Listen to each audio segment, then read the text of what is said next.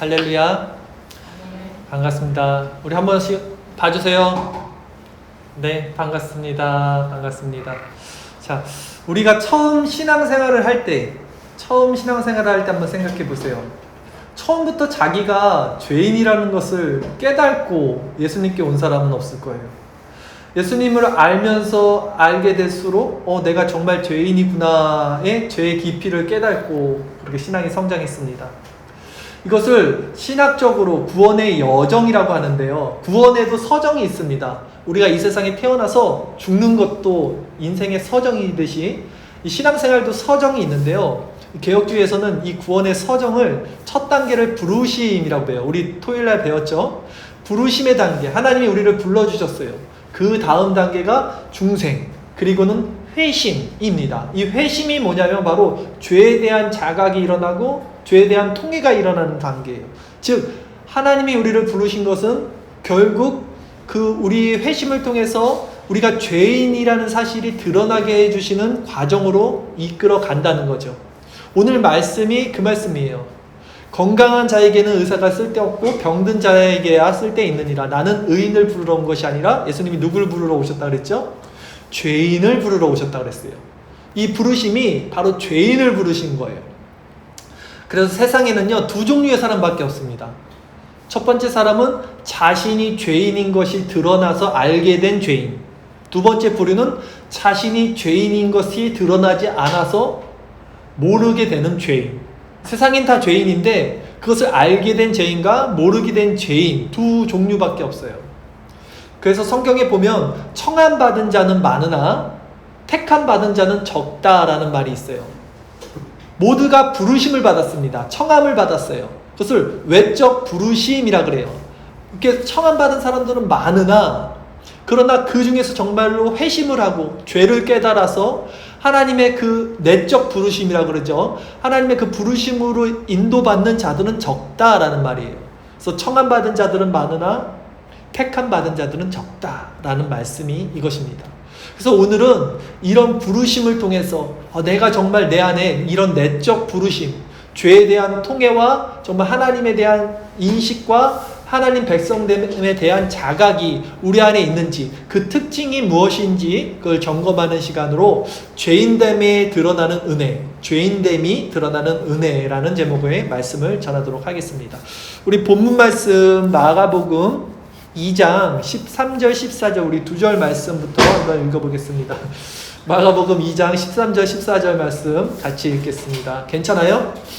시작. 예수께서 다시 바닷가에 나가심에 큰 무리가 나왔거늘 예수께서 그들을 가르치시니라. 또 지나가시다가 알파의 아들 레이가 세간에 앉아있는 것을 보시고 그에게 이르시되 나를 따르라 하시니 일어나 따르니라 했습니다. 예수님이 바닷가에서 또 말씀을 가르쳐요. 예수님은 기적을 행하는 데 목적이 있지 않아요. 항상 말씀을 가르쳐요. 하나님 나라를 가르쳐요. 로고스. 그래서 그들을 가르치시니라 라고 하는 거예요. 그래서 말씀을 또 가르치십니다. 근데 그때 세간에 있는 알페오의 아들 레이가 있었다는 거였어요. 레이를, 근데 이 사람 보고 나를 따르라 하니까 이 사람이 일어나서 예수님을 따랐습니다. 자, 이 레위라는 사람이 누구냐면 우리가 잘 알고 있는 마태가 바로 이 레위입니다. 예. 이 레위가 원래 마태의 이름이에요. 그러니까 베드로도 처음에 예수님 베드로를 부를 때 베드로가 이름이 아니라 그 사람 이름이 시몬이에요. 아람어로는 게바. 근데 예수님이 베드로라는 이름을 져준 거예요. 반석이라는. 마태도 마찬가지로 원래 이름은 레위인데 하나님의 선물이라는 것이 마태라는 뜻이거든요. 예수님이 이름을 져주는 거예요. 네, 이게 마태가 레이랑 같은 사람입니다. 그러니까 이게 마태복음 쓴 사람이 바로 오늘 이 본문의 레이라는 거예요. 그래서 제가 병행해서 쓸게요. 레이라고도 하고 마태라고도 하고 똑같은 사람이라는 걸 알고 들으세요. 이 마태의 직업이 뭐였냐면 세리였어요. 세리는 뭐냐면 당시 유대인들은 로마국의 이제 속국이었잖아요. 그래서 그 로마에서 징수하는 그 세금을 걷어다 주는 유대인이었어요. 유대인에 있는 세금을 받아서 로마국에 건네주는 사람. 그러니까 우리 정서로 치자면 일본 우리가 그 치하에 있을 때 매국노예라 그랬잖아요. 친일파들 이런 종류의 사람이었어요. 그러니까 유대인들은 이 세리들을 같은 동포이고 자신들의 피부치지만 너무 싫어했어요. 이 자신들의 동포의 피를 빨아먹는 이 자들 해갖고 우리가 그 일본 매국노들 싫어하는 것처럼 친일파들 싫어하는 것처럼 마찬가지로 엄청 싫어했어요. 세리들을. 근데 유대인들이 이 세리들 어떻게 싫어했냐면 어느 정도로 싫어했냐면 이 세리들을 어떻게 취급했냐면 당시 도둑, 살인자와 같은 동급으로 취급했대요. 그러니까 그만큼 싫어한 거예요. 그래서 이 세리와는 접촉도 하지 않고 말도 하지 않고 밥도 먹지 않고 그 세리가 만지는 것은 다 부정하다고 여겨서 그 만지지도 아니할 정도였어요. 그리고 어느 정도였냐면 유대인들은 법을 잘 지키잖아요. 하나님의 법을. 근데도 세리들한테 거짓말한 것은 잘못이 아니라 그랬어요. 그러니까 세리들을 거짓말하고 세리들에게 막 이렇게 잘못한 것은 벌을 안 받았어요. 그만큼 세리들을 싫어했던 거예요. 그런데 예수님이 오늘 본문에 그 세리들과 같이 식사를 하신 거예요. 마태도 세리였고 그 주변에 세리들이 많이 있었습니다. 오늘 본문 마가복음 2장 15절 말씀 같이 읽겠습니다. 시작. 그의 집에 앉아 잡수실 때에 많은 세리와 죄인들이 예수와 그의 제자들과 함께 앉았으니 이는 그러한 사람이 많이 있어서 예수를 따름이러라. 예, 이는 그러한 사람이 많이 있어서 이 그러한 사람이 다 세리예요. 그래서 이 사람들이 다 예수를 따르는 거예요. 근데 여기서 지금 세리와 죄인들이 예수를 따랐다 그랬잖아요. 세리와 죄인들이 예수와 함께 앉았으니, 근데 이 죄인들은 누구를 말하는 거냐면 당시 그 바리새인들과 서기관들, 종교 지도자들은 율법 조항을 세분화시킵니다. 그래서 몇 100가지로 만들어요. 거기 플러스 자기들 조상들이 지켰던 신앙의 유전이라 그래요. 그 정통들을 몇백 가지를 만들어서 그걸 세분화시켜서 그것으로 사람들을 이렇게 판단했단 말이죠. 그래서 예를 들면 도박하는 사람들, 또 대부업자들, 그리고 재미로 비둘기 경주하는 사람, 안식년에 장사하는 사람, 도둑, 난폭한 자, 세리, 이런 사람들을 통틀어 죄인이라고 지칭했어요. 당시. 그러니까 죄인이 진짜 우리 정서에 맞는 죄를 지는 게 아니라 이 유대인들의 그런 율법 정서와 장로들의 유전, 이 규례들을 총집합해서 어긋난 사람들은 다 죄인이라고 칭한 것입니다. 그러니까 그 세리와 죄인들과 더불어 오늘 식사하시는 예수님을 보고 못마땅하게 여긴 거예요. 마가복음 2장 본문 16절 말씀, 바리새인과 서기관들이 어떻게 행동했는지 볼게요. 시작. 바리새인의 서기관들이 예수께서 죄인 및 세리들과 함께 잡수시는 것을 보고 그의 제자들에게 이르되 어찌하여 세리 및 죄인들과 함께 먹는가, 이렇게 말하는 거예요.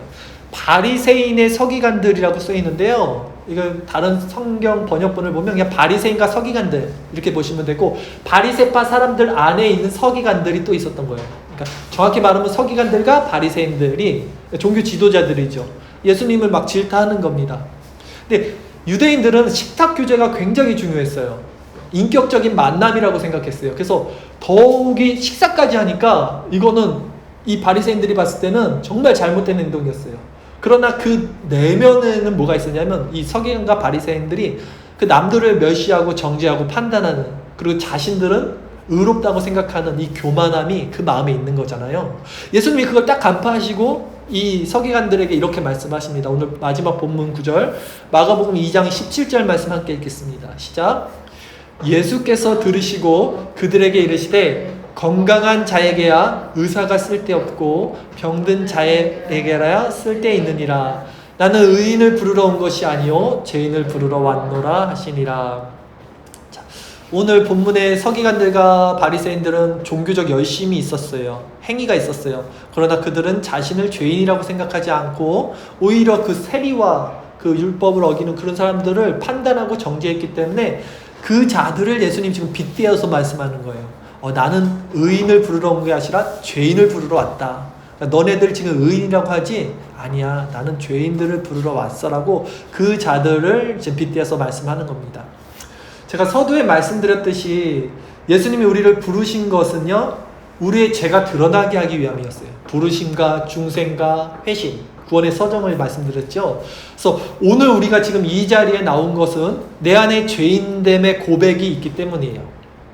교회는 이렇게 예수님 앞에 부름받은 죄인들의 모임입니다. 즉 자신이 죄인이라는 사실을 아는 자들이 교회의 일원이 될 수 있고 예수님의 은혜 안에 거할 수 있게 돼요. 예수님께서는 분명히 뭐라 그랬냐면 건강한 자에게는 의원이 필요 없고 병든 자에게 쓸 데 있다. 나는 의인을 부르러 온 것이 아니라 죄인을 부르러 왔다 말씀을 하셨어요. 그러니까 반대로 얘기하면 내가 죄인이 아니야. 난 왜 죄인이라 그러지? 이렇게 생각하는 사람들은 여기 있을 수가 없어요. 예수님이 부른 자들이 아닌 것입니다. 그들이 누구냐? 오늘 본문의 서기관들. 예. 이 사람들은 난 건강해. 난 의사가 필요 없는 자들이야. 난 죄인이 아니야. 쟤네들이 죄인이지. 라고 판단한 거예요. 이렇듯 다른 이들을 판단하고 정죄하는 자들, 이 오늘 바리새인과 이 서기관들 같은 자들의 특징은 뭐냐면요. 말씀드렸듯이 자신은 죄인이 아니라는 생각을 갖고 있어요. 즉, 교회 안에서 내가 이것을 한번 비유로 말씀을 드려볼게요. 실질적으로. 제가 담배를 핍니다. 예를 들면. 그러면 담배 안 피는 사람들을 정죄할 수 있어요. 그쵸? 성경에 담배 피지 마라. 이 말은 없어요, 사실. 근데 우리나라 정서상 교회에서 담배를 펴? 그럼 우선 이렇게 하고 쳐다보는 거예요. 근데 나는 담배를 안 펴. 그럼 우선은 판단할 수 있어요. 또 내가 술을 마시는 사람이야. 술 먹으면 지옥 간다는 말 성경에 없어요. 근데 우리나라 정서는 또 술 먹는 거 교회에서 용납을 못해요. 물론 좋은 거 아닙니다. 술, 담배 끊어야 돼요. 예수 믿는 사람들은. 근데 술을 안 먹는 사람들은 술 먹는 사람들을 정죄할 수 있는 근거가 되는 거예요. 자기. 또 좀 더 나가볼까요? 새벽 기도를 누가 만약에 해요. 내가. 그러면 새벽 기도 안 하는 사람들이 이제 판단이 된다. 저 믿음이 저렇게 밖에 안 돼서 어떡하나. 새벽 기도도 안 드리고. 이렇게 판단이 돼요. 자기가 하면. 또 헌금을 만약에 누가 많이 내요. 그러면 또 헌금 안 낸 사람을 정죄할 수 있는 어떤 기준이 될 수 있다는 거예요. 이렇게 누군가를 판단하고 정죄할 수 있다는 것은 그 전제 조건이 뭐냐면 내가 그 사람과 같지 않다는 상대적 우월감이 내 안에서 전제된다는 것입니다. 즉 나는 저 사람보다는 의인이야 라는 심리적 안위를 거기서 갖는 거예요. 그래서 우리가 누군가를 판단하는 거죠.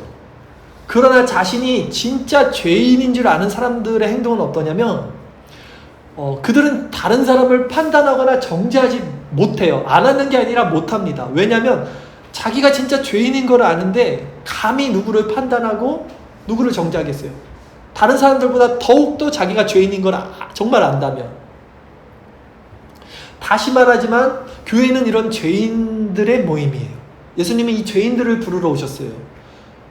그러니까 교회인 우리는 누구도 함부로 절대로 판단하거나 정죄해서는 안 된다는 말씀이에요. 야고보서 4장 11절 12절 말씀, 우리 주일 설교 말씀 구절 우리 한번 같이 읽어보겠습니다. 야고보서 4장 11절 12절 말씀입니다. 같이 읽겠습니다. 시작. 형제들아 서로 비방하지 말라.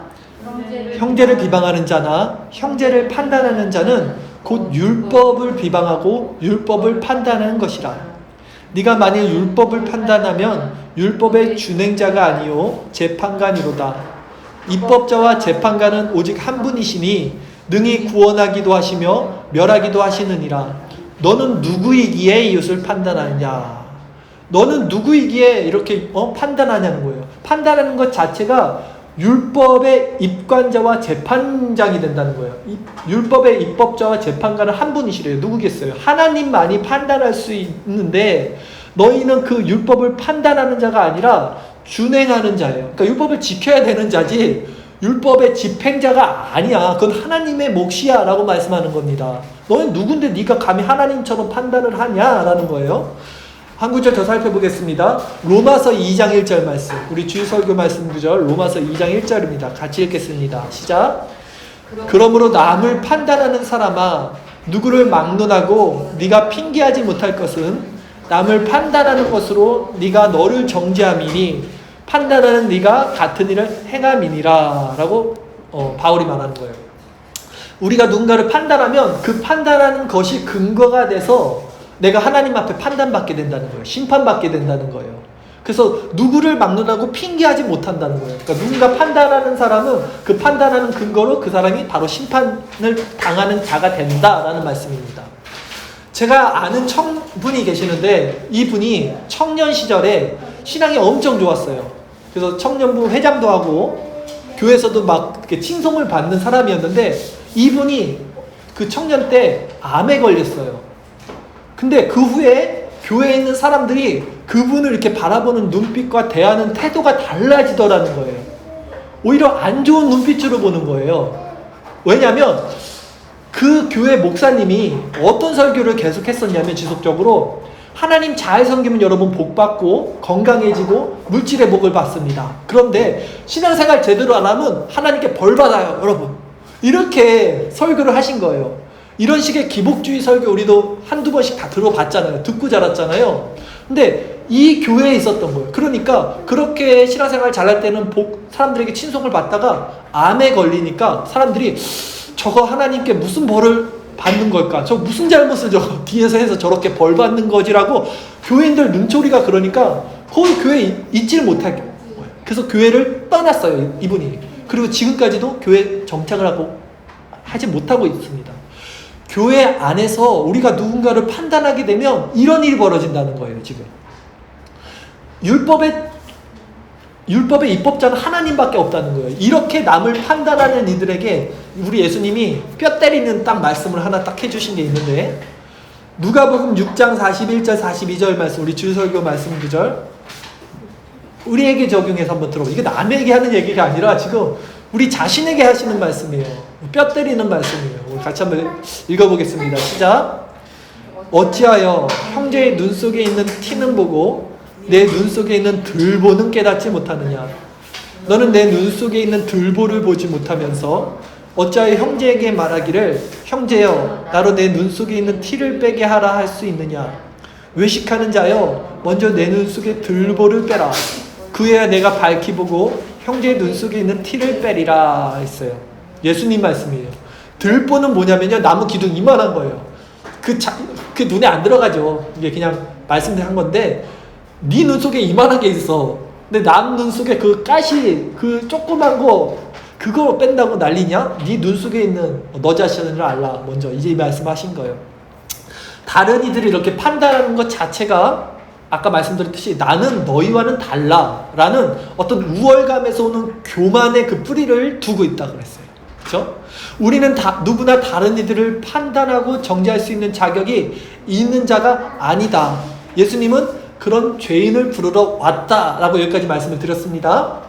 자, 그럼에도 이제 다시 잘 들어보세요. 우리 안에는 죄성이 있어요. 그래서 누군가를 자꾸 판단하고 정죄하게 됩니다. 그렇죠?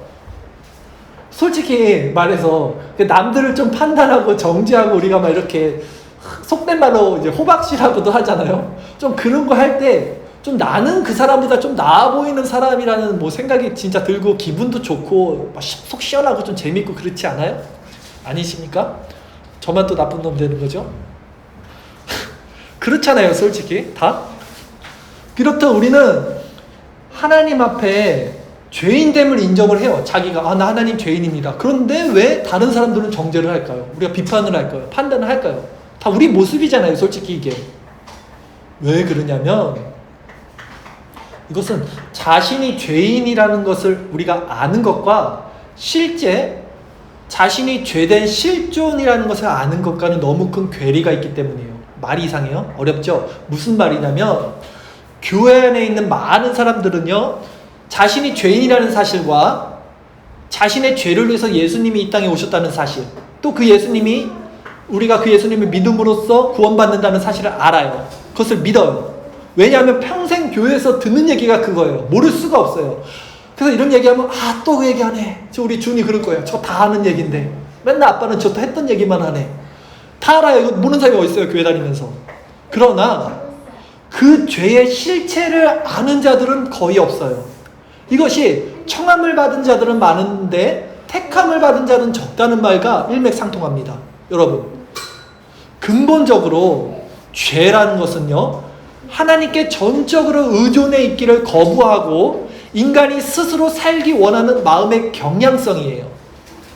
다시 말해서 죄라는 것은 너무 중요한 얘기예요. 죄라는 것은 인간이 하나님처럼 되고 싶다는 생각에서 시작되는 그 교만의 뿌리를 갖고 있는 거예요. 그래서 누군가를 정죄한다는 것의 전제가 교만이었잖아요. 그게 죄가 되는 거예요. 입법자가 되는 거예요. 입법자, 법을 만드는 사람이 자기가 되는 거예요. 하나님이 될 자리에 자기가 있는 거예요. 즉 하나님의 주권이 아니라 우리 스스로의 방식대로 살기를 원하는 것이 죄의 본질이에요. 그래서 제가 늘 죄가 뭐라고 그랬어요? 하마르티아, 관역을 벗어나는 것이라고 그랬잖아요. 그렇다면 여러분 잘 들어보세요. 죄는 결국 뭐냐면 우리가 세상에서 살아가는 우리의 모든 자주적인 생각과 이 능동적인 행동과 우리의 언행, 우리의 말, 이 모든 것이 하나님을 대적하는 죄의 실체가 된다는 말입니다. 하나님을 떠났어요. 인간은 누구나 하나님을 마음에 두고 살지 못해요. 그 하나님을 떠난 인간이 내 스스로 이제 주인이 돼서 내가 내 힘으로 살아야 되니까, 이제 하나님이 없으니까, 그래서 우리가 살아가는 인생, 이 살아가는 모든 삶이 바로 하나님을 이제 반역하고 대적하는 인간의 실존이라는 거예요. 그게 죄라는 거예요. 그러니까 내가 나쁜 생각하고 나쁜 말하고 나쁜 행동하고, 이게 이제 인간이 생각하는 죄인데, 죄의 그 규범을 넘어서서 죄는 그게 아니라 그것을 포함해서 그냥 내가 하나님 앞에 있는 그 존재 자체가 죄라는 겁니다. 그냥 내가 지금 숨 쉬고 있는 것도 죄예요. 쉽게 얘기하면. 어떤 분들은 그럴 거예요. 아, 무슨 소리 하세요? 우리에겐 자유의지가 있지 않습니까? 하나님 인간에게 자유의지를 주셨잖아요. 그리고 나는 지금 내 자유의지를 선택해서 예배당에 온 거 아닙니까? 지금 예배 드리고 있잖아요. 근데 왜 내가 죄인입니까? 이렇게 말할 수 있어요. 그러나 여러분, 하나님이 인간에게 준 자유의지는 아담과 하하 때 준 게 자유의지예요. 아담과 하하는 죄를 선택하고 죄를 선택하지 아니할 수 있는 완전한 자유의지가 있었어요. 그러나 아담 이후의 모든 인간은 이제는 죄를 선택할 수밖에 없는 상황이 된 겁니다. 그래서 자유의지라는 것이 박탈당했어요. 물론 그 안에 하나님을 향한 경향성이 있지만 죄를 따라갈 수밖에 없는 이런 마음 구조가 되었다고요. 그래서 죄를 짓는 데만 모든 자유의지를 사용하게 돼요. 이제 인간이. 즉 우리가 지금 예배를 통해서 내가 하나님을 선택한 거 아닙니까? 내가 예배를 선택한 거 아닙니까? 이게 내 자유의지 아닙니까? 라고 말했지만 그 안에 사람의 그 심령을 살펴보면 내가 지금 예배 드리는 내 행위를 통해서, 내가 지금 이 말씀을 듣는다는 이것을 통해서 이것 역시도 내가 이 하나님을 이용해서 내 자아를 살찌우려는 죄성을 갖고 있다는 거예요. 이 안에 여러분. 이것이 인간의 실존이라는 거예요. 오직 부르신 자들만, 아까 말씀한 중생과 회심을 통한 자들만 이 죄의 실체를 깨닫게 돼요. 그래서 이것을 알면 진짜 내가 이렇게 숨을 쉬고 있는 이 존재 자체가 죄인이라는 것이 드러납니다. 이것이 감춰져 있는 이 죄가 드러나요. 그리고 우리 실존이 하나님 앞에 얼마나 비참할 정도로 끔찍한 상태인지가 자아가 탄로나게 됩니다. 이것이 내적 부르심을 받은 자들의 특징이에요. 하나님의 부르심을 다 받았어요. 하나님은 모든 사람들이 구원받기를 원하십니다. 그래서 그 외적 부르심 받은 사람들은 그러나 이 상태로 넘어가지 못해요. 이 죄에 대한 상태로. 오직 내적 부르심을 받은 사람들만 자신의 실존의 죄성을 발견하는 거예요. 이게 제 얘기가 아니라 성경이 인간의 죄된 상태를 어떻게 정의하고 있는지 우리가 말씀을 한번 찾아볼게요. 우리 로마서 3장 10절부터 19절 말씀까지인데요. 우리 한번 같이 읽어보겠습니다. 주의 설교 말씀 구절 로마서 3장 10절에서 19절 같이 읽겠습니다. 시작. 기록된 바 의인은 없나니 하나도 없으며 깨닫는 자도 없고 하나님을 찾는 자도 없고 다 치우쳐 함께 무익하게 되고 선을 행하는 자는 없나니 하나도 없도다. 그들의 목구멍은 열린 무덤이요 그 혀로는 속임을 일삼으며 그 입술에는 독사의 독이 있고 그 입에는 저주와 악독이 가득하고 그 발은 피 흘리는 데 빠른지라. 파멸과 고생이 그 길에 있어 평강의 길을 알지 못하였고 그들의 눈앞에 하나님을 두려워하며 없느니라 함과 같으니라. 우리가 알거니와 무릇 율법이 말하는 바는 율법 아래에 있는 자들에게 말하는 것이니 이는 모든 입을 막고 온 세상으로 하나님의 심판 아래에 있게 하려 함이라. 이것이 하나님을 떠난 모든 인간 보편의 상태라고 성경이 정확히 말해주는 거예요. 다시 한번 찾아볼게요. 마가복음 7장 21절에서 23절 말씀도 한번 읽어보겠습니다. 시작. 속에서 곧 사람의 마음에서 나오는 것은 악한 생각, 곧 음란과 도둑질과 살인과 간음과 탐욕과 악독과 속임과 음탕과 질투와 비방과 교만과 우매함이니 이 모든 악한 것이 다 속에서 나와서 사람을 더럽게 하느니라. 이것이 모든 인간 보편 안에 있는 속성입니다. 악한 생각, 음란과 도둑질, 살인, 간음, 탐욕, 악독, 속임, 음탕, 질투, 비방, 교만, 우매함, 나 그런 거 없는데요? 라고 말하는 사람 아무도 없어요. 이렇게 말하는 사람들이 바리새인이라고요, 여러분. 여기서 벗어날 수 없어요. 한 번 더 읽어볼게요. 너무나 성경이 많이 얘기하는데 제가 줄여서 딱 3개만 갖고 온 거예요. 성경은 다 이렇게 우리 인간 실존의 죄를 드러납니다. 탄로시켜요. 로마서 7장 18절에서 19절 말씀입니다. 같이 읽겠습니다. 시작. 내 속 곧 내 육신에 선한 것이 거하지 아니하는 줄을 아노니 원함은 내게 있으나 선을 행하는 것은 없노라. 내가 원하는 바 선은 행하지 아니하고 도리어 원하지 아니한 바 악을 행하는도다. 이것이 성경이 말하는 인간 실존적 상태입니다. 그런데 여러분, 이 인간의 상태를 누구나 볼 수 있는 건 아니라 그랬어요. 지금. 오직 내적인 부르심, 우리 하나님의 그 깨닫게 해주신 그 사람들만이 이 상태를 알게 됩니다. 그래서 이 상태, 자기 자신의 상태를 본 바울이 어떻게 말하냐면 로마서 7장 21절 24절, 이 자기 자신의 이 죄된 속성, 상태를 본 바울이 이렇게 고백합니다. 우리 같이 읽겠습니다. 시작. 그러므로 내가 한 법을 깨달았노니 곧 선을 행하기 원하는 나에게 악이 함께 있는 것이로다. 내 속사람으로는 하나님의 법을 즐거워하되 내 지체 속에서 한 다른 법이 내 마음의 법과 싸워 내 지체 속에 있는 죄의 법으로 나를 사로잡는 것을 보는도다. 오라 나는 궁고한 사람이로다. 이 사망의 몸에서 누가 나를 건져내라. 이 하나님의 내적 부르심을 받은 사람들이 보는 거예요. 내 안에 속사람으로는 하나님의 법을 즐거워하는데 내 안에 다른 법이 내 속사람을 끌고 죄의 법으로 사로잡는 걸 보고 거기서 어떻게 하냐면 나는 이겼어. 나는 그래도 하나님 믿음으로 이길래가 아니라 이 거듭나고 중생받고 회심한 후에 바울이 죽기 전에 쓴 게 이 로마서예요.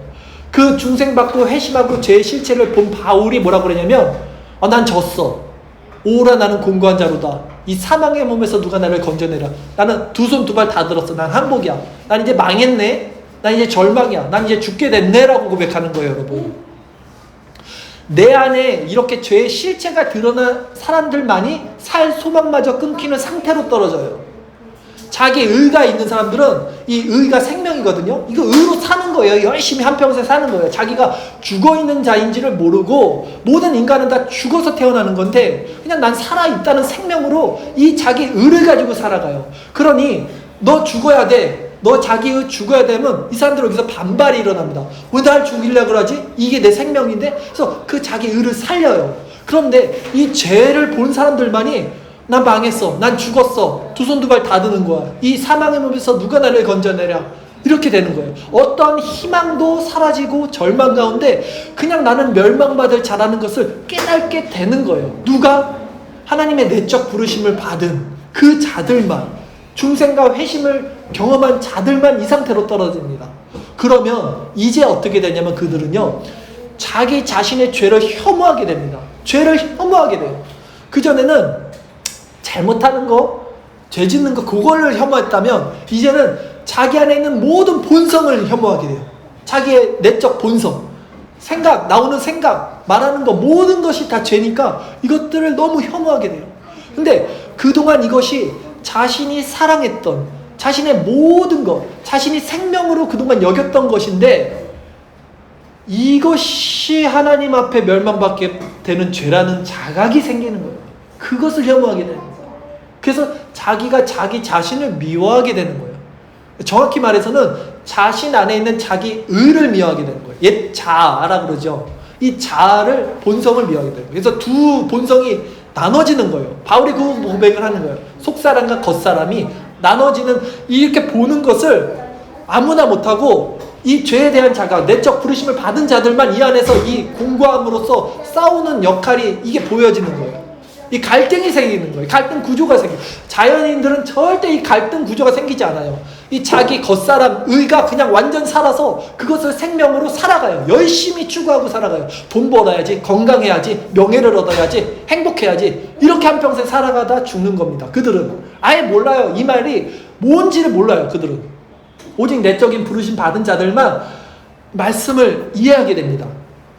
그러면 그때 그 사람은요, 이 존재적 절망의 상태를 통해서 어떻게 되냐면요, 처음으로 새롭게 뭘 깨닫게 되냐면 십자가의 의미를 깨닫게 돼요. 이 십자가가 그동안은 다 알고 있었죠? 근데 그렇게 깨달아지는 십자가가 아니라 정말 내 유일한 죄의 문제를 해결할 수 있는 방법은 요거밖에 없구나, 이 길밖에 없구나, 이 십자가가 어떤 의미인지, 예수님이 왜 그 십자가에서 죽으셔야 됐는지, 그 은혜가 어떤 것인지를 새롭게 깨달아요. 그리고 자기가 자신을 미워하잖아요. 이 사람들은 지금 자기의 본성을, 이게 절망밖에 없으니까 이 죽음만큼 미워하는 이 자기 자아의 본성을 그 십자가에 넘깁니다. 이제 이걸 죽음으로 넘기는 거예요. 그리고 그 십자가의 생명을 바꿉니다. 나와. 이게 그리스도의 연합이에요. 이걸 관념적으로 그동안 알고 지식적으로 알았던 십자가가 아니라 실체적으로 내 자아와 결부된 생명줄이 되는 십자가를 이렇게 붙잡아요. 이것만을 붙잡아야지 내가 사는구나, 이렇게 알아요. 그것이 구원받은 자들의 표지예요. 내적 부르심을 받은 자들의 상태가 되는 겁니다. 그래서 바울이 그렇게 중생받고 회심한 다음에 나는 십자가만을 자랑해, 나는 내가 알았던 모든 것들은 다 배설물로 여긴다고 말하는 거예요.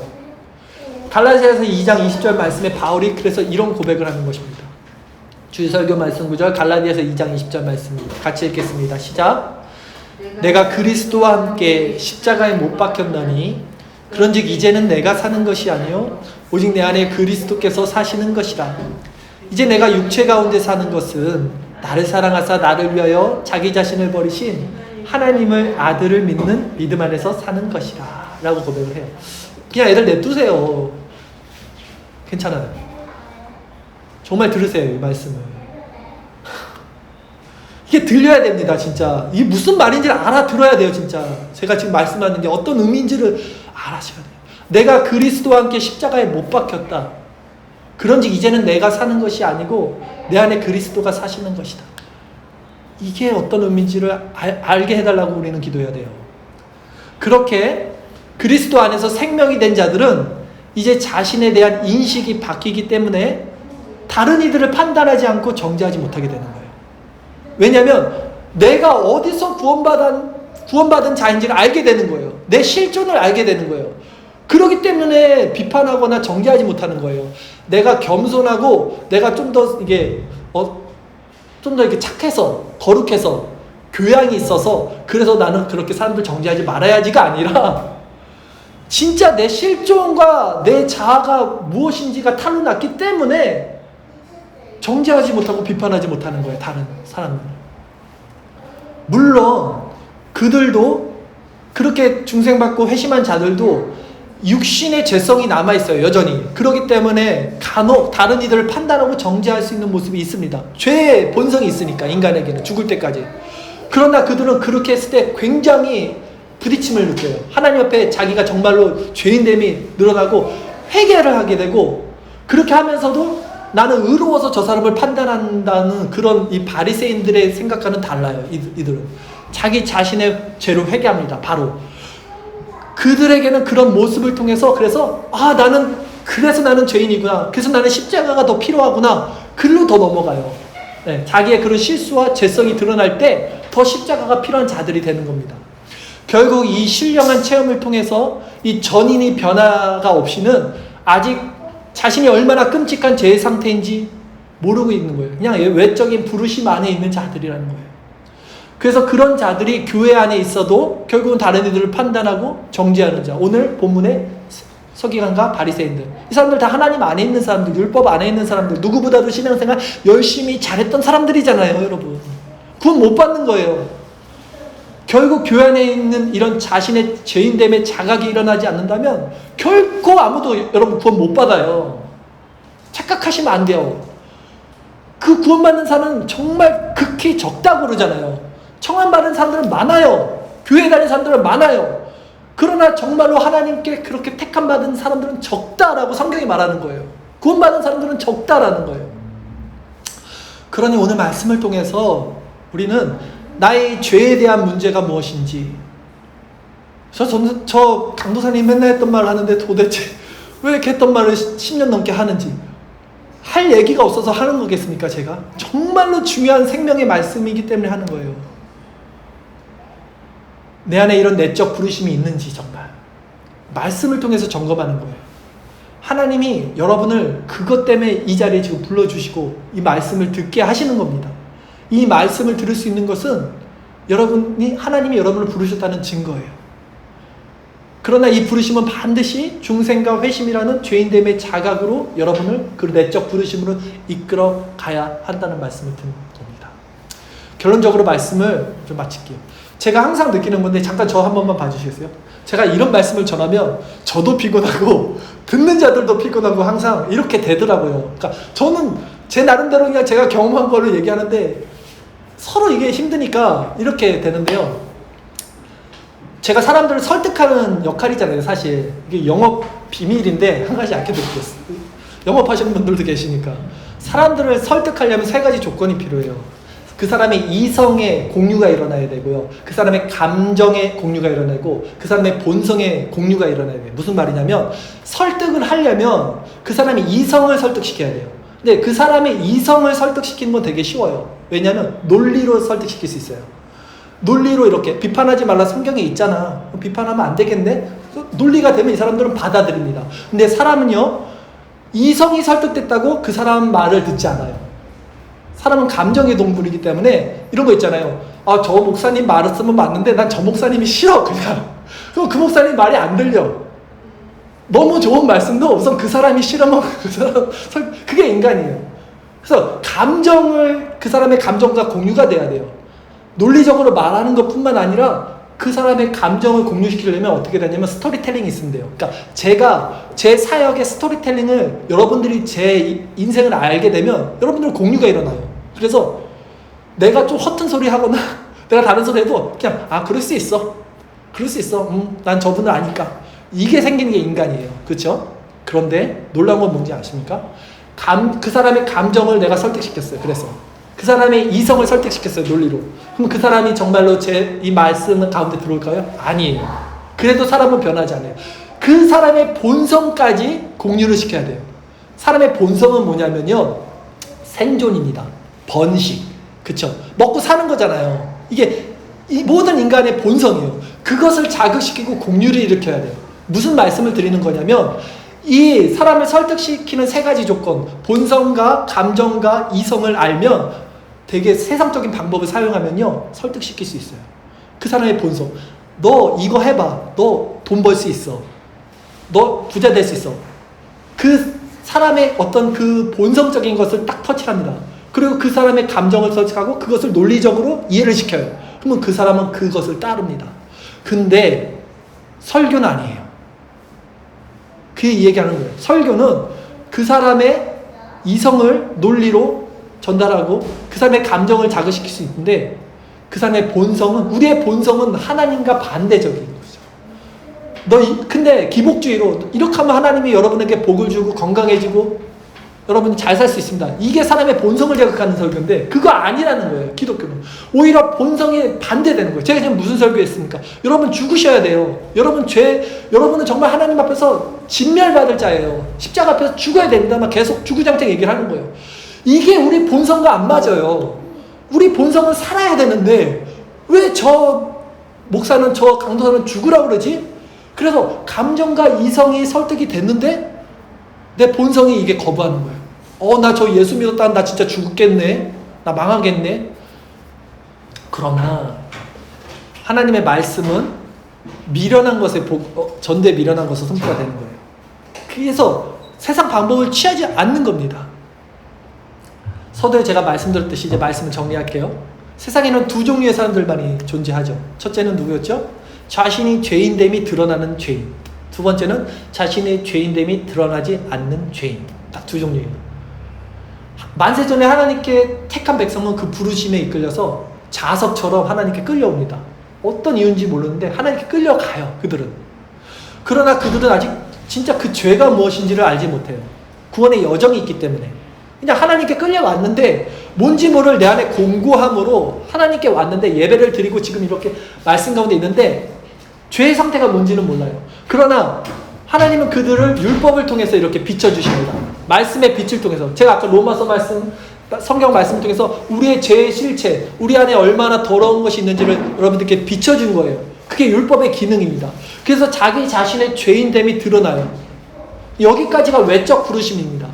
그런데 반드시 여기서 내적 부르심을 받은 자들은 하나님의 그 신령 가운데 이제 역사하시는 성령의 역사가 있는 거예요. 그래서 논리적으로, 그래서 나의 본성적으로는 이해가 안 가는데 이 말씀이 그 말씀의 생명의 말씀으로 받아들이게 되는 겁니다. 자신이 죽을 수밖에 없는 이 죄된 실체를 보게 되고 그들은 자신에 대한 철저한 죄인됨의 인식과 자기 절망이 일어나고요. 모든 소망이 끊겨지는 상태로 떨어져요. 오늘 말씀을 통해서 율법이 우리를 그리로 끌고 내려가는 것을 우리가 오라 나는 공고한 자로다. 이 바울의 고백이 우리 안에서 일어나요. 거기서 십자가의 참된 의미를 알게 되고 십자가의 생명에 내가 못 박는 역사와 그리스도의 연합이 일어나는 거예요. 이거 가장 중요한 유니온 크라이스트, 그리스도의 연합이에요. 그래서 우리의 문제 때문에 결국은 우리가 처음에는 왜 내가 하나님을 믿었는지, 하나님이 왜 나를 이끌었는지를 몰라요. 구원의 여정 가운데 부르심이 때는. 그러나 이렇게 예수님을 알고 중생과 회심과 칭의와 신앙과 그리고 우리의 성화와 영화로 가면서 이제 알게 되는 거예요. 그래서 우리가 나의 이 문제로 하나님을 처음에는 이렇게 내가 찾게 됐지만 하나님이 우리를 부르신 거죠, 사실. 그래서 하나님이 우리의 죄를 깨닫게 하신다면 그것이 은혜가 아니면 무엇이 은혜겠냐는 거예요, 여러분. 우리가 무엇을 은혜로 생각해야겠냐는 거예요. 그래서 죄가 더한 곳에 은혜가 더하다라고 성경이 말을 하는 겁니다. 하나님은 지금도 우리를 이렇게 말씀 가운데 끊임없이 끌고 가시는 거예요. 그 부르신 가운데서 여러분들을 얼로 중생과 회심의 단계로. 그러니 이것을 믿고 우리 삶의 고통이 결국 나를 어디까지 인도하는지 우리가 경험을 해야 되는 거예요. 내가 나를 완전히 포기하기 전까지 여러분들의 문제는 끝나지 않습니다. 제 설교도 끝나지 않습니다.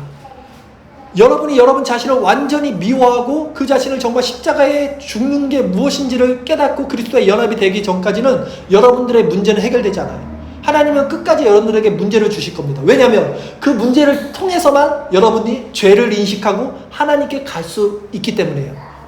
여러분이 정말 행복하게 원한다면 빨리 여기로 들어오셔야 돼요. 그렇지 않으면 여러분들이 그냥 난 죽기 싫어. 왜 나한테 저런 소리를 하지? 근데 하나님이 여러분을 정말 부르신 사람들이에요. 그러면 여러분들은 끊임없이 고통 가운데 하나님께 훈련을 당할 겁니다. 우리가 하나님의 백성이라면 하나님 반드시 우리 자아를 십자가로 끌고 가셔서 못 박게 할 거예요. 전 진짜 저만 이렇게 이 길 가기 싫어요. 나만 억울한 것 같아, 맨날. 다 같이 공유를 해야 돼, 이 십자가의 길을. 그러게 우리는 오늘 말씀을 통해서 자신의 추악함과 더러운 죄된 마음을 더 알게 해달라고 기도합시다.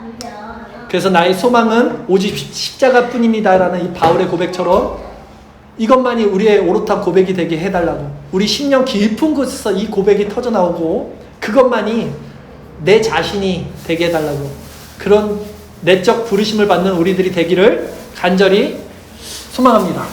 우리 기도하겠습니다.